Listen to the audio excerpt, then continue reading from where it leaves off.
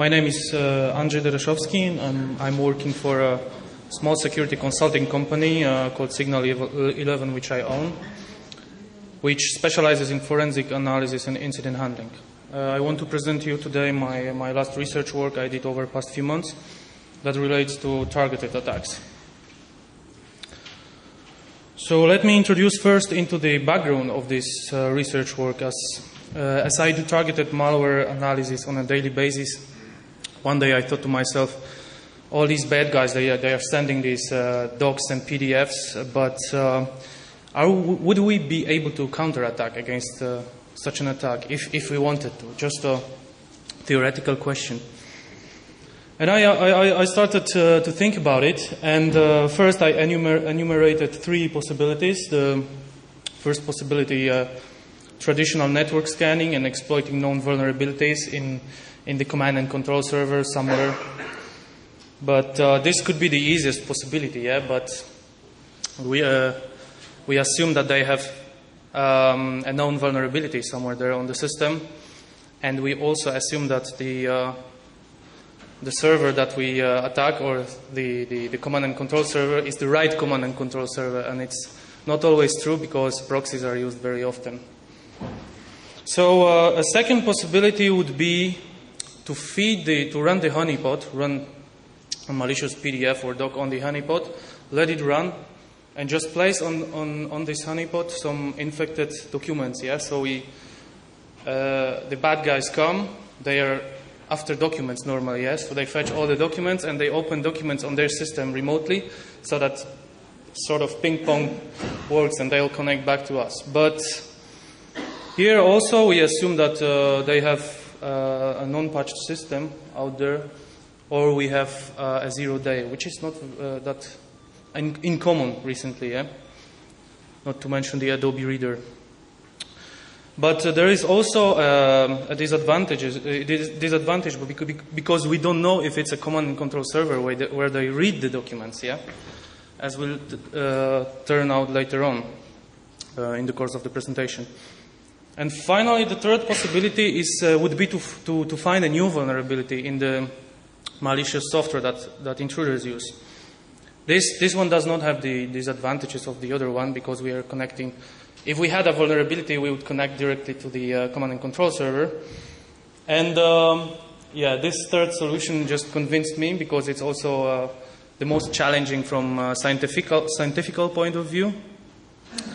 And I just said to myself, that's going to be an adventure for me because I'm not a casual exploit developer. I don't do it very often, and maybe I'll learn something. Even if I won't be successful, I learn a lot. And finally, after a lot of sitting and playing with code and things like that, it's ended up with working and reliable exploit. And I thought to myself that I should just present it to the security community that helps me a lot on a daily basis, at work and after work.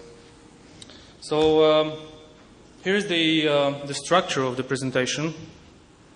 It's basically structured in a way I was progressing with my research. So I'm starting with introduction to targeted attack. I present a scenario where a real life scenario of a targeted attack, where a malicious PDF is being sent to a victim. And then I analyze the code that's embedded and the exploit. I take a snapshot of some characteristics of the code, and these characteristics I will use later on to compare with available remote administration tools or Trojans. I will use both terms from the internet. There's a couple of them that you can download, and I'll try to find the corresponding GUI command and control to the code that I have in the PDF, yeah? So finally I find the right one, which is Poison Ivy here, Poison Ivy rat, yeah? So I move forward into deobfuscation of the code because the GUI is It's available on the website, but it's obfuscated. And once I've done this, I can start the vulnerability research. And then the exploit, I will present hopefully a demonstration. The projector has a very low resolution, I noticed, but I'll try to present it. And after that, I'll show you some interesting data from the field my fellow collected. Yeah. So let's start. I think I don't need to explain what targeted attack is. Is there anyone who doesn't know what targeted attack is? Or is there anyone from Mandiant here? Should I use APT or targeted attack? Okay, okay, just a joke. So quickly, what is the most important for me in targeted attacks is they are highly focused on particular organization or organization type. They make less noise than the non-targeted, or yesterday they called it a mass malware, which I like actually this term. The most popular attack vector is an email with a link or with in an infected document. Tools used to maintain, they actually differ in a way that a tool used in targeted attack, a remote administration tool, is designed to do more with one machine. On the other hand, for the mass malware, is just they are designed to administer a large number of hosts, but do less. They have less capabilities as for a single computer. And main focus is, of course, on stealing documents amongst other things. And what is maybe more interesting is that many different targeted attacks can be observed that differ as for skills, for techniques, tools, etc. And we can, for example, mention here that there could be three different skills, three different, let's say, level of the attackers. The first one that I was seeing is just a link to an executable file, so no exploit, just plain social engineering. Then we have, on the other hand, a little bit more complicated attack where the PDF or doc is sent with a known vulnerability, and the most advanced exploit would be the most advanced attack would be the one with the 0-day. Yeah. So let me now explain the scenario. It's a typical targeted attack scenario where infected PDF gets sent to a pharmaceutical concern. When opened, it makes the Adobe Reader disappear for a while, then it reappears again with a document saying, let's say, analysis of the future of the drug market or something like this. Then closer analysis reveals that this document is actually available in the news on the internet, so it has been copied. And the PDF, the analysis of the PDF reveals that there is a known vulnerability in JavaScript exploited. Yeah. And now a digression about the preventative methods against it. It happens very often that companies actually are not patching the Adobe readers and so on, or were not patching, because now they start to patch. They have the infrastructure for Microsoft products and they patch it. They all patch it, but they neglected the Adobe Reader. That's why these attacks were so successful. And as for the security products that are supposed to stop the attack, I did some tests, and it was really easy for me to modify the PDF so that in VirusTotal it ended up with a 0% detection. So this should not be a problem for the bad guys, and you should not rely actually on the antivirus. So let's start analyzing the malicious code. I will not go into details about these ones, because here many research has already been done on that subject. You can find references in my paper. But so just briefly, I start the analysis with the PDF parser or the PDF toolkit. It can uncompress the PDF, because normally the JavaScript code are compressed using the flat decode method or whatever that is called inside the PDF.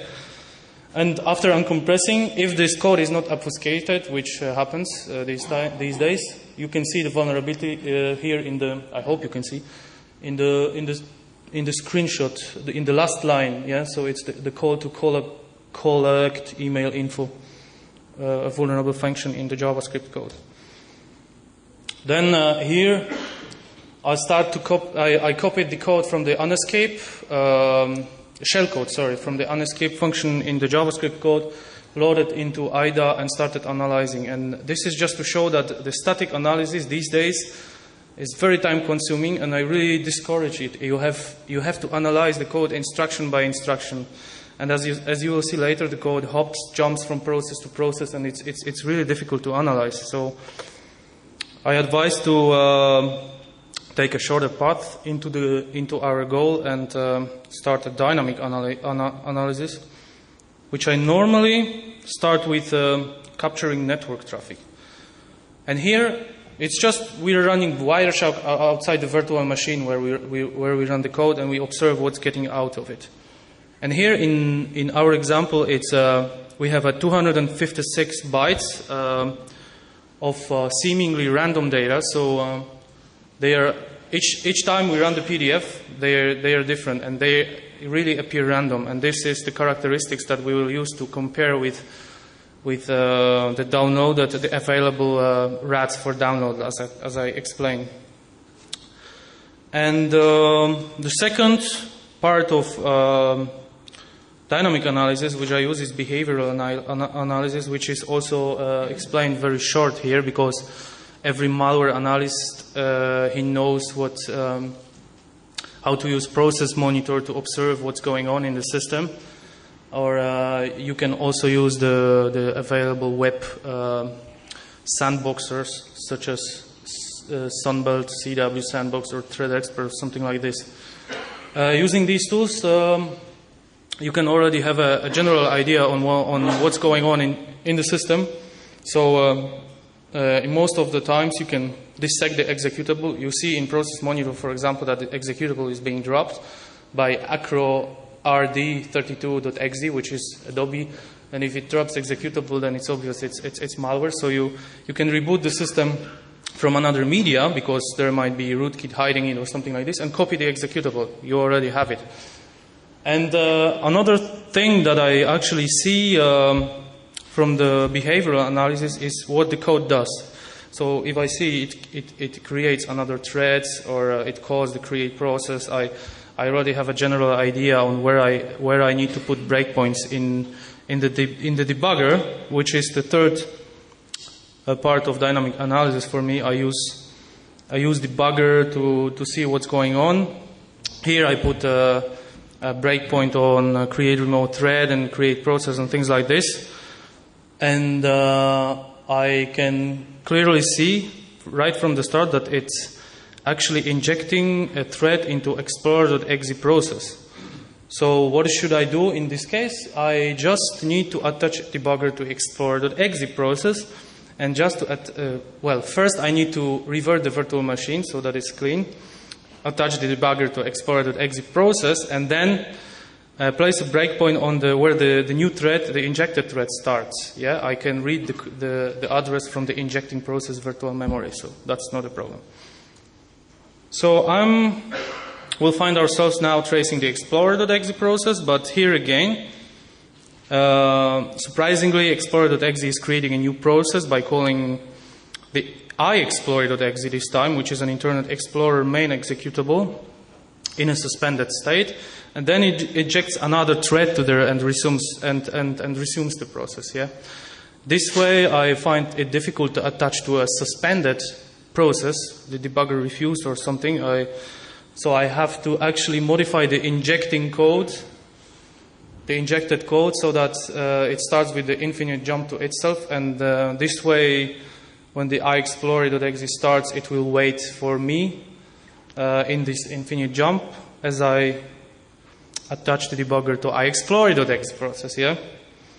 So after I attached it to the iExplorer.exe, I finally can observe something that looks like the code that I'm looking for, which makes the connects and creates some modifies register code. So I guess we finally come to a real malware code.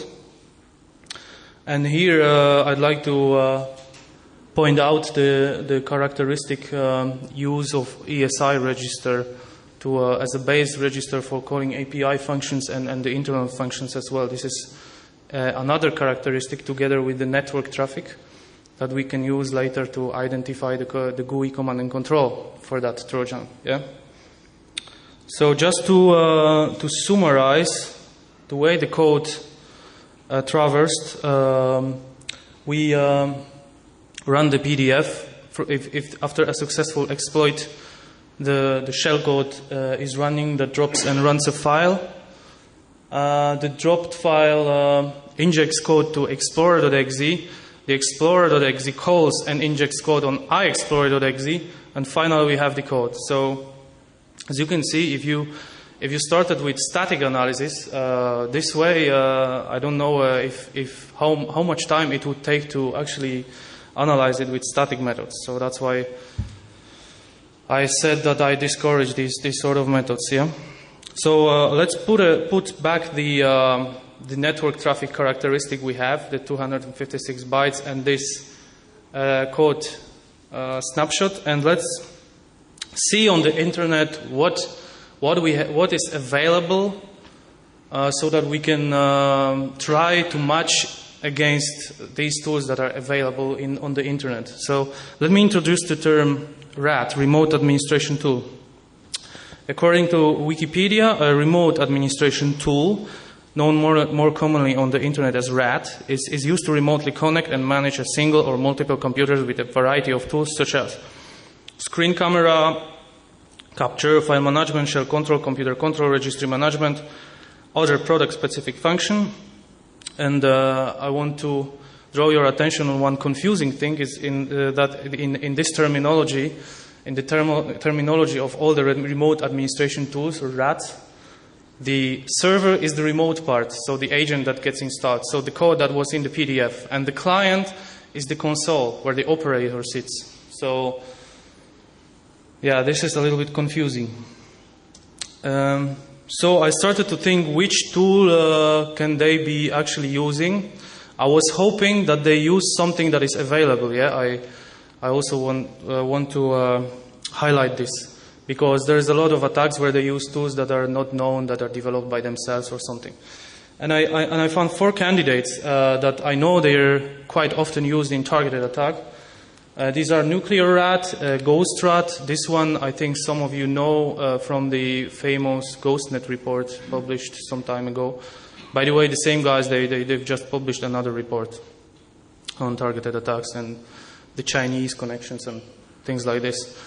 The third one, Bifrost remote controller, yeah, and Poison Ivy. And I just quickly analyzed them to try to see if there's any similarities to what I see in the PDF. Yeah. So this is the Nuclear Rat. We can see straight away that this is clear text communication. This is not random, and this doesn't match. We can just easily go and take the next one, which is a Ghost Rat. This one looks a little bit more similar, but it seems encrypted. Yeah, but you see the ghost string in the very beginning of the communication. That is not our case, because we didn't have any clear text strings in our network traffic snapshot.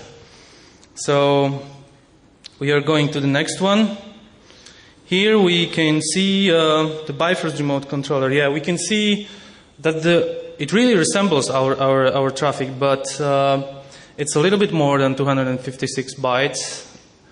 And actually not all the data are random, because you can observe, if you have a closer look, that the first 4 bytes are not random and describe the length of the following encrypted payload. And if you compare it with my network traffic snapshot, that's not it. Yeah.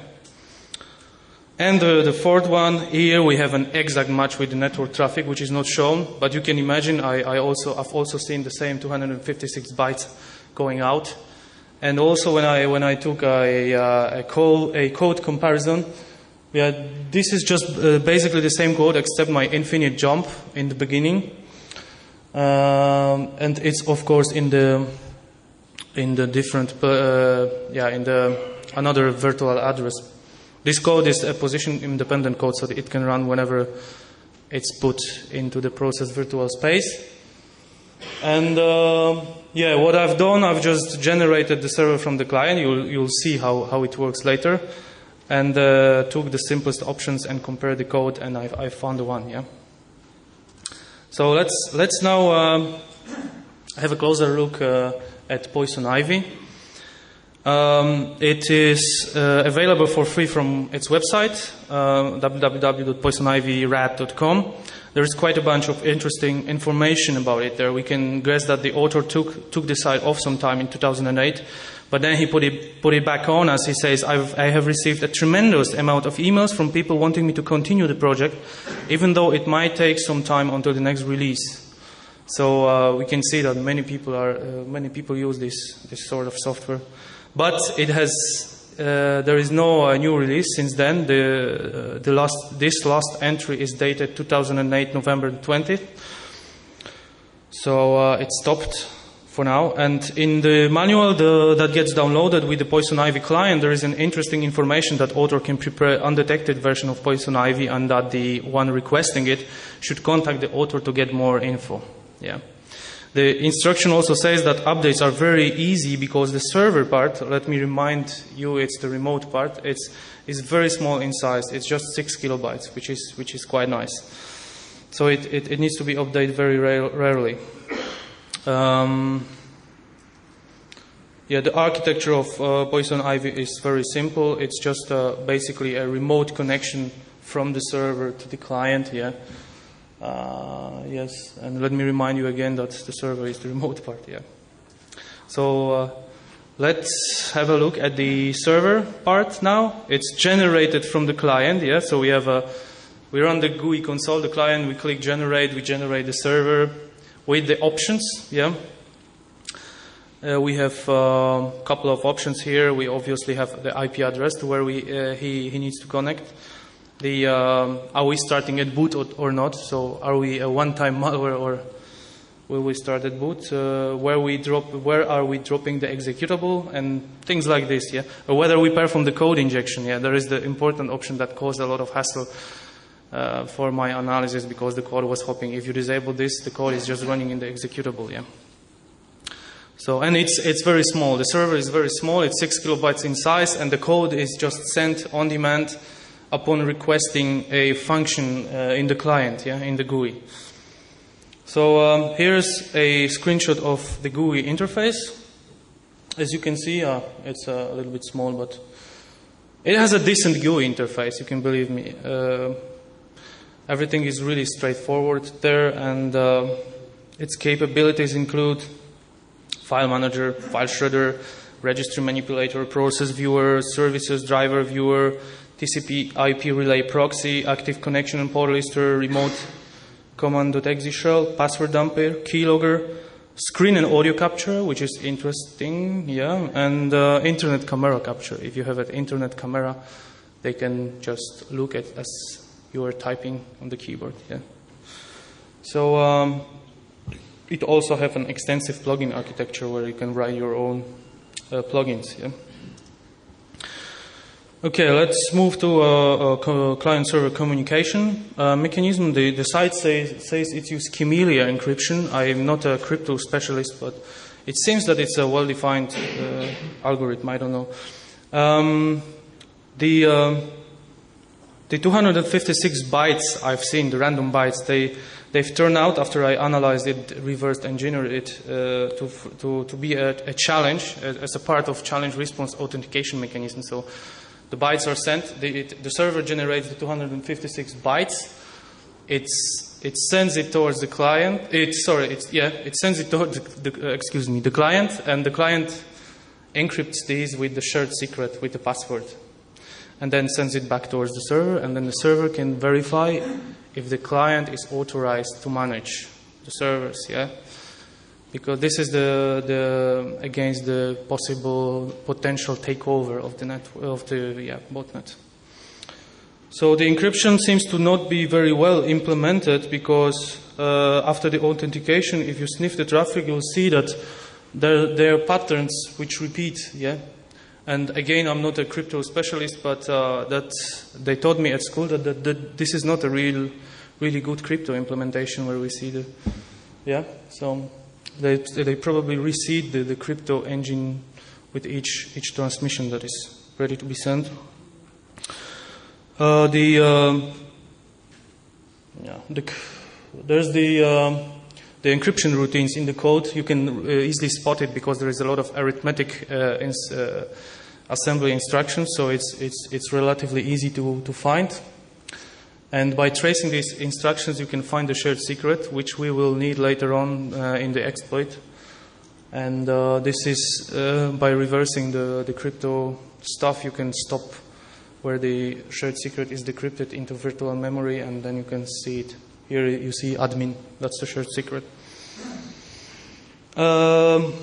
Okay, so the GUI, well, the main executable, the only single one executable, because like I said, the server is generated later, is distributed, obfuscated, packed by a packer. What a surprise. This packer was not identified by PEID, surprisingly. The PEID is the most popular, you see, packer detector, yeah? So I used another one. That is the recommendation to have in the shop different tools for one task, because some of them fail sometimes. Yeah. The code is written in Boron Delphi. The packer is actually performing a lot of anti-debugging stuff. It's jumping into the middle of instructions. It's you know, kind of spaghetti jumping around, and it's checking the anti-debug, the being debugged flag, all these anti-debug tricks, RTDSC instruction against the single stepping and things like this. But so tracing it was really a pain, yeah. But I found a really nice trick to unpack it. It's I just uncheck the wow. Okay, I'll continue. Okay. It's yeah, black hat. Yeah. Ah, well, it's back on. Okay. So. We need to uncheck the access violation exception so that it stops on the access violation exception. This access violation exception is caused on purpose. Is caused on purpose by the. I'll ignore that. Okay, it's caused on purpose by the debugger, by the code, and then when we stop it, we place a breakpoint on the code section, on the real code section, because the decryptor stub is running from the custom section, the GP something. And we place a breakpoint for reading and execution on the code section, and the next breakpoint will just land us on the original entry point, which we are looking for, which is the starting point where the real code executes, yeah? And this point, we take a dump of the executable by using Oli debug plugins or something else. And the only thing left to do is just to use reconstruct the import address table, because it's still smashed. But this was really simple. You can use a tool called import reconstructor, imprec. And that tool, it's marked red, has a plugin, a special plugin for a couple of protectors. These are all a list of plugins. And this plugin can automatically rebuild the imports. And then when we rebuild the imports, we fix the executable. And voila, we have an executable that runs, that can be loaded in IDA, and that we can analyze for future vulnerability development, yeah? So let's start with the vulnerability. We have to figure out first which code we want to look at, and I decided to use a kind of code coverage methods. And I've heard a talk in the past about PayMay. I don't know if I pronounce it right. PayMay by Pedram Amini, which is an excellent debugging framework. Actually, I find it really amazing. And it has a capability that it can just trace the code as it is running, and it can mark the basic blocks or the functions where the code has been through. Yeah. So we just need to do what we want the code to do, and we will have the places where it was in the code. It looks somewhat like this. If we import it back into IDA, we have the blue marked basic blocks are the ones that the code was executing. Yeah? So I realized no vulnerability. I couldn't find any vulnerability like this by analyzing the blue blocks, and also throwing random data against the client. It didn't work either, and I had to have a deeper look at the code. And so I knew that the encrypted communication was handled properly because I analyzed it. It was really easy. Then I came to an idea to actually fuzz the server, but before the data gets encrypted, yeah? So, and then I said to myself, no, it's time consuming because we have to actually re-implement the crypto logic and all that stuff, but it's actually not true because I again can use PayMay to just instrument the server, yeah? So I just run the server, I automatically place breakpoints, I modify the in-memory, the virtual memory of the server, and then I can continue the execution. And the server, for example, if I modify the buffer right before the encryption gets executed, so I modify the unencrypted data, and I just continue with the server, and the server encrypts it for me and sends it. So the data is correctly encrypted, but it's fuzzed. So the client, when it decrypts it, it gets the modified data. That's the idea. And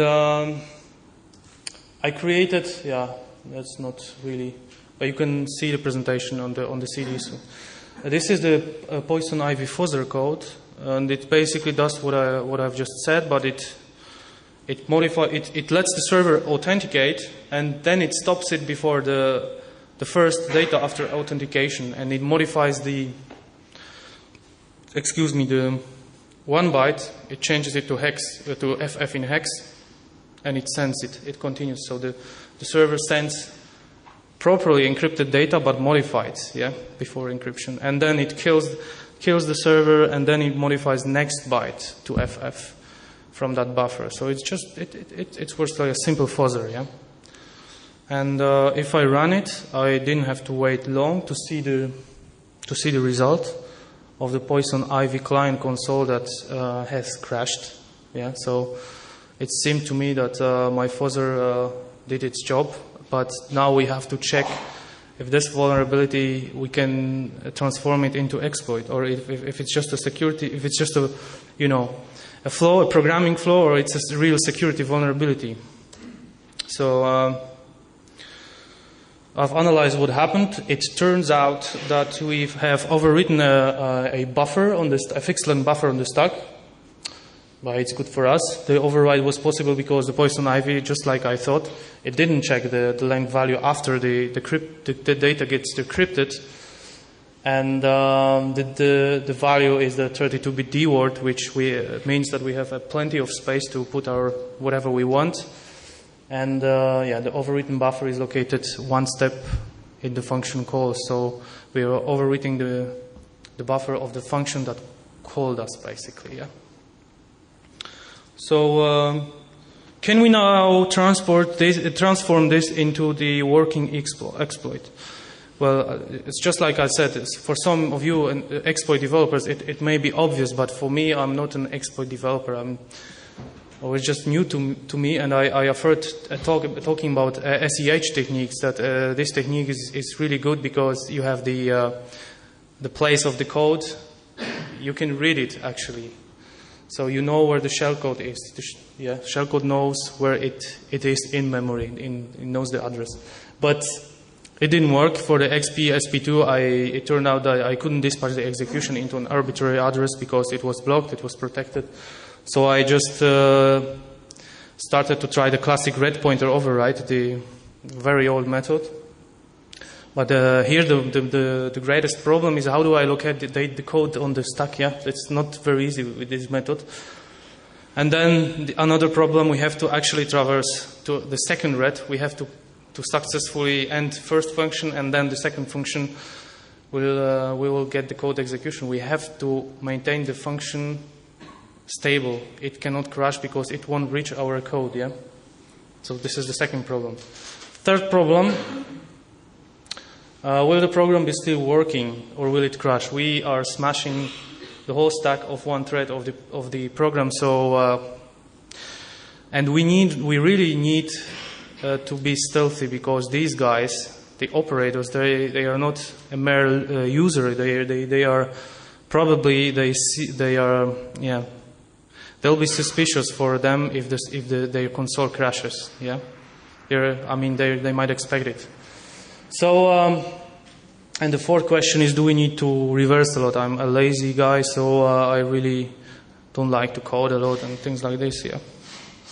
Then the answer for the first question is such that we are really lucky here, because it turns out that Boron Delphi or Delphi compiler doesn't care about the stack unwinding when the function is the one that started the thread. So the first function, which is our case, the second function is the first one. So as you can see in the first basic block, the return instruction is directly after some call. There is no pop EBP instruction that will smash our EBP register, which we need because this register contains our shellcode. And in this case, the only thing we need is to find a call EBP instruction, and this will just take us to the code execution. So we have to override the return pointer of the second function with the call EBP. But this is just 2 bytes, call EBP. So we can find these 2 bytes. Statistically, we should be able to find it somewhere in the code, in the executable static memory. Even there doesn't need to be the code section. We just need to see these 2 bytes because it will then just directly transfer us to the shellcode, yeah, on the stack. Are we able to traverse the turrets? Yes, it was really a difficult one for me because we have to maintain the function in a stable, yeah. But finally, I found the closest path possible towards the return, yeah. So we have to let the function execute the least code possible, and then there was also some accesses to the stack during this period of execution. So the second thing, we need to feed the program with the valid pointers to a writable or readable, depending on what the function is doing, addresses on the stack, and that should work. Will the exploit be stealthy? Yeah, here we also, I was also lucky because it seems, that Poison Ivy is a multi-threaded server, and we don't need to quit process or call the SEH, which is the default option in Metasploit. We can just quit the thread that we were executing and then call the exit thread function, which in Metasploit framework can be done by changing the exit func variable to thread. Yeah, and it turns out it was reliable. The GUI console didn't crash. So it's good for us. And the last question is, do we need to reverse or do we need to put the code encryption logic and all that stuff in the exploit? Well, we don't need necessarily, because I can again use PyMay to instrument the server. So the exploit will work as sort of that it will again run the server, modify, craft the buffer in the server's memory, and then let it encrypt, let it do all the dirty stuff that I don't want to re-implement. This is the layout of the stack that I've crafted. So we, at the return address, we just point the call EVP to where we found those 2 bytes in memory, and then we jump back to the shellcode. So now I'll try to perform a demonstration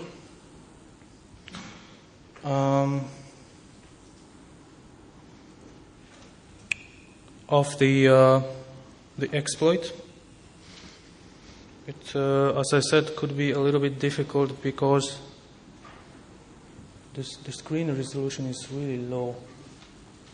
All right, so we have two virtual machines here. This is the first virtual machine, and this virtual machine will run the Poison Ivy GUI console. It asks us about accepting their terms and conditions, blah, blah. We have to wait it. Yeah, don't show it. You agree? And, okay, here we have the console, the operator's console, yeah? So what do we do here?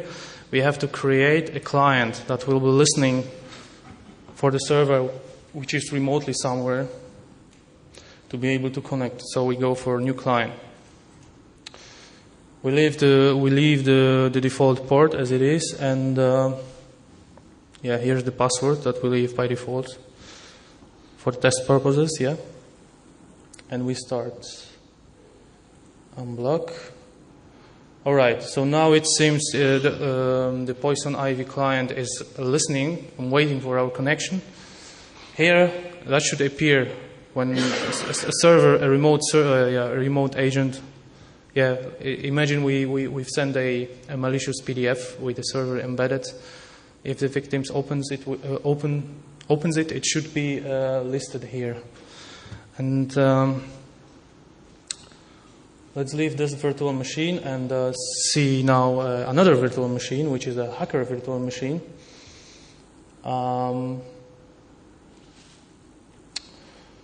Let's run Poison Ivy just to generate the server, because, like I said, we will exploit instruments to server. It doesn't work, in separation without the server.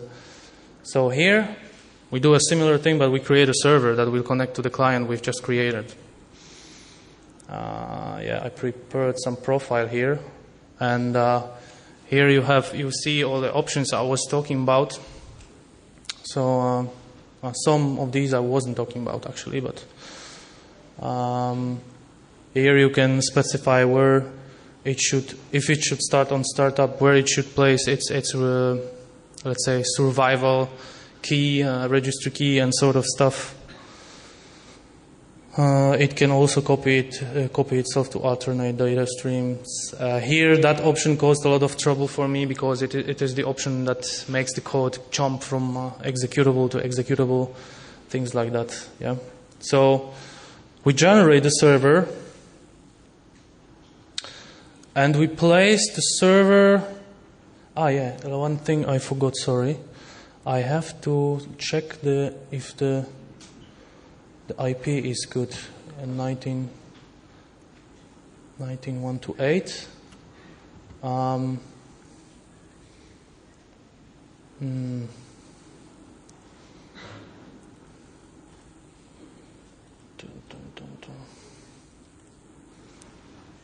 Let me just check one thing.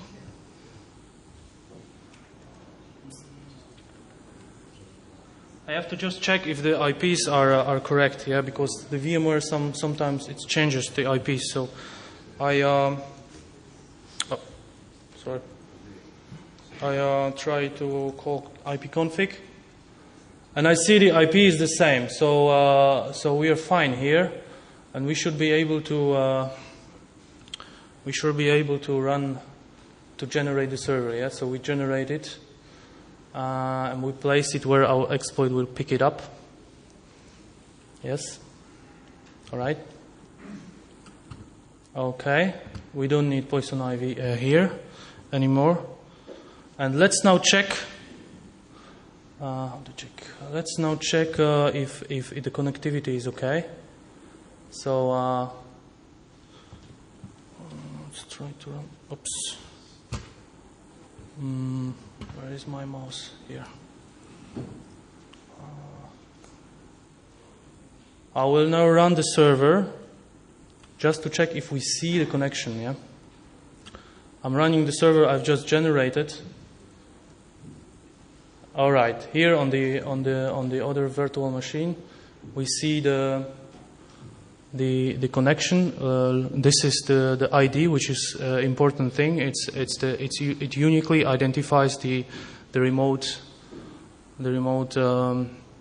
let's say a server. Yeah. So we if we send a lot of malicious PDFs, we would know which one it is because we put different IDs into different PDFs. Yeah? That's basically how the bad guys operate. Yeah.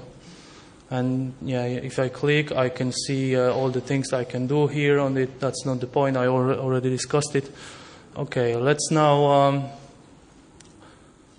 kill the server and let's run our exploit. I believe it's this one. So it picks up the server. It modifies. It puts the crafted buffer in the server's memory. And here now we should have something listening. So if I do netstat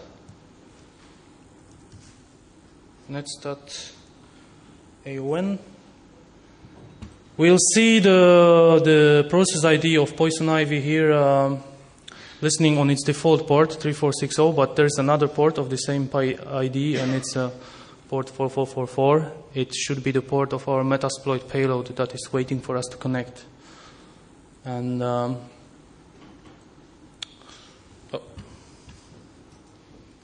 was too much. And let's try to connect and see what happens. So I am trying to run the terminal here. Yep. So I'll now connect from my host laptop towards the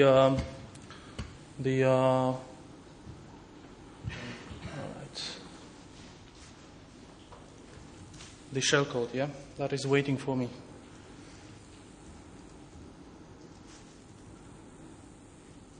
All right, it seems to be running fine. Yeah. Then what is even more amazing is that the operator can still work. We are running inside their process and nothing crashes. It's still working. What is even more amazing is that if we quit, yeah, it doesn't crash either. So we are still able to wait to work here. The operator is able to work here, and also the thank you, thanks.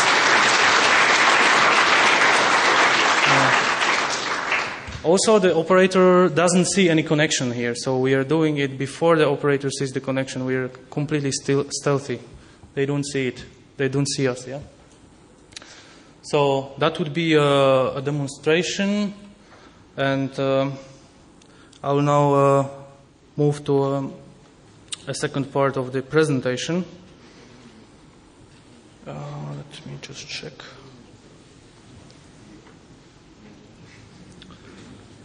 I have to scroll to a slide where I've finished. Yeah, here.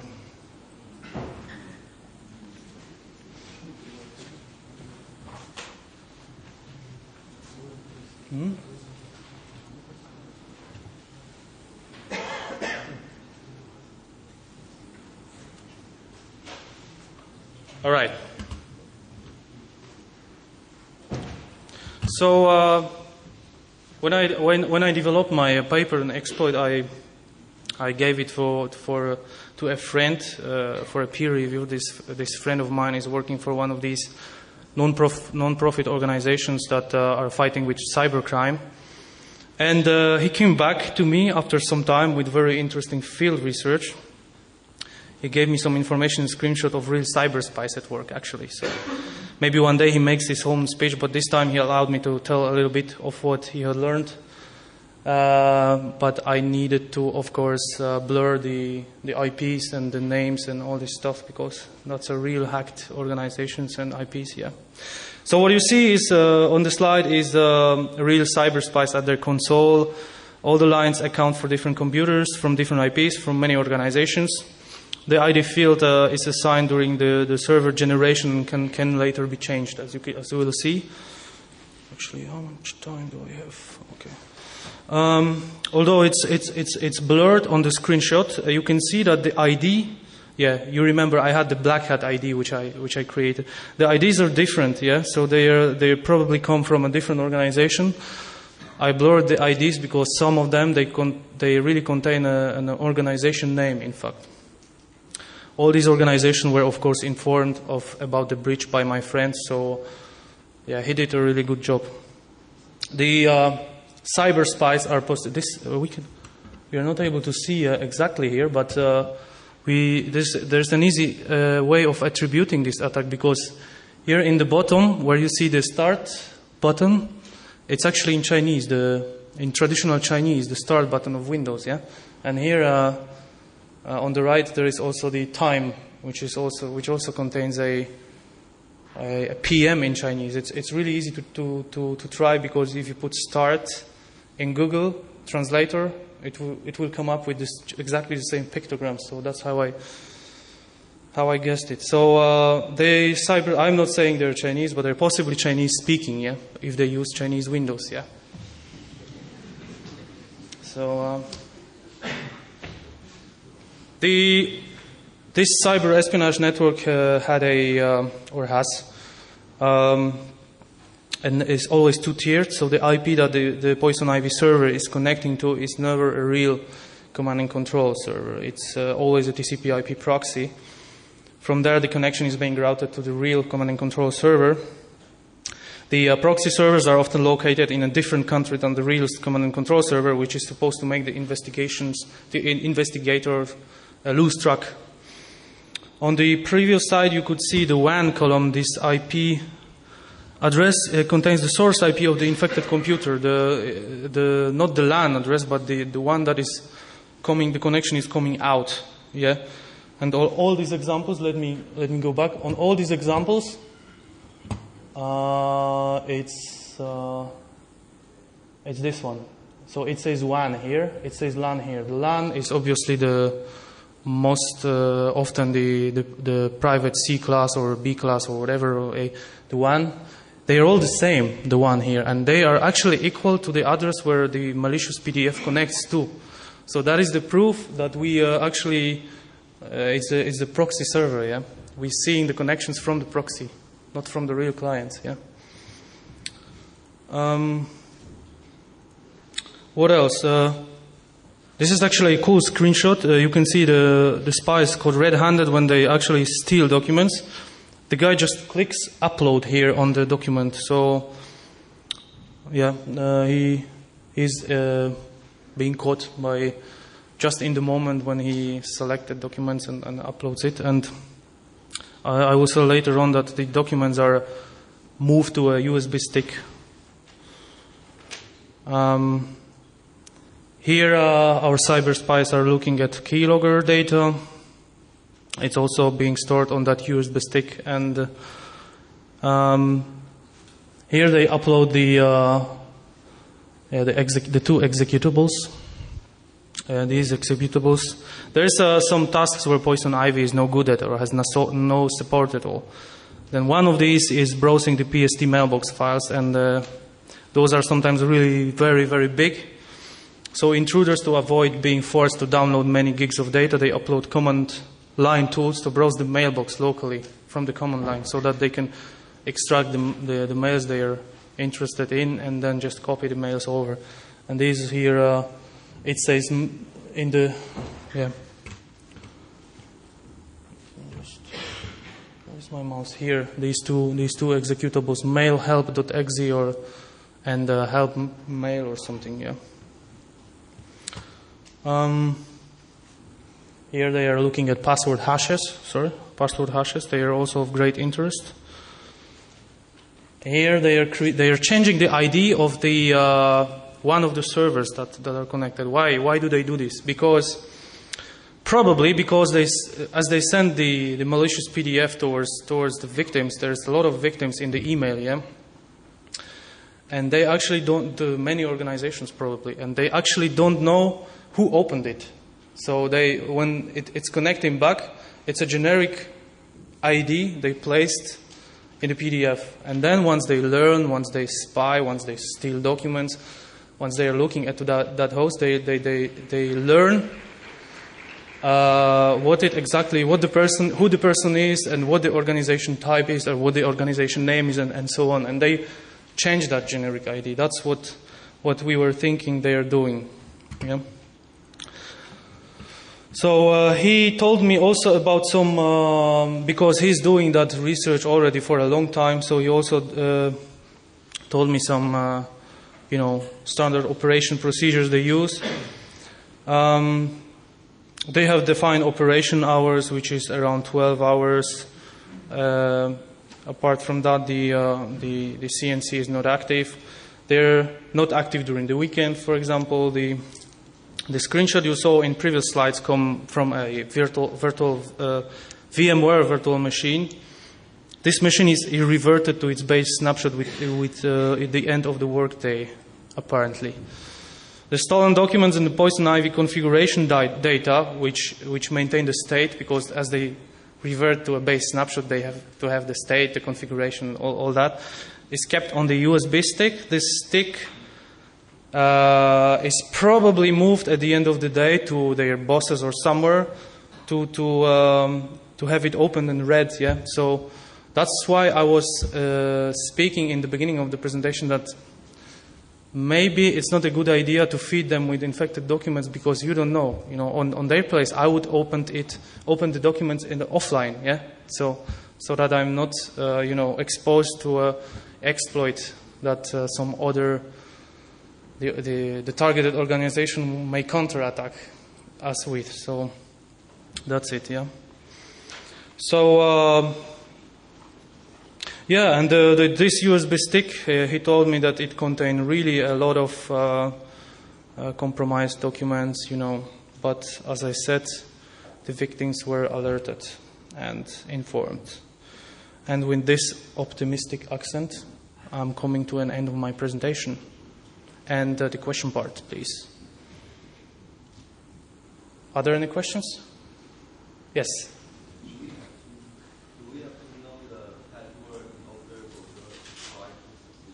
Excuse me? Do we have to know the password? You set a password in Poison Ivy. Yes. The question is, do we need to know for the exploit? Yeah. You exploit for Poison Ivy. Yes. Do we need to know the password for the Poison Ivy? Yes. The answer is yes. We do need the password, but the password is, like I said, very easy to find. There was a slide where I showed that during explaining the communications, that the password is really easy to find when you analyze the communication mechanisms. Yeah. So there you have the password here, admin, in the virtual memory of the Poison Ivy server process, and then when we use the exploit, we have to actually generate the server with the same password, and then the exploit will pick it up and everything is going to be fine. So the exploit is not a problem for us, because the exploit is hard-coded in the Poison Ivy server's binary that is inside the PDF. Yeah. Does that answer your question? Yeah. Okay. Are there any other questions? No questions?